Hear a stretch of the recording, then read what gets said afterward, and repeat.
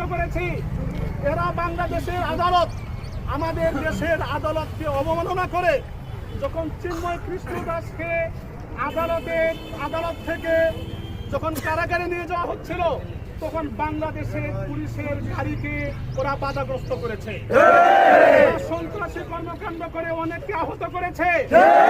চিটাগাং হাসপাতালের সেই আদালতের পাশেই বিশাল মসজিদ, মুসলমানদের মসজিদকে আক্রমণ করে এরা বিভিন্ন ভাঙচুর চালিয়েছে।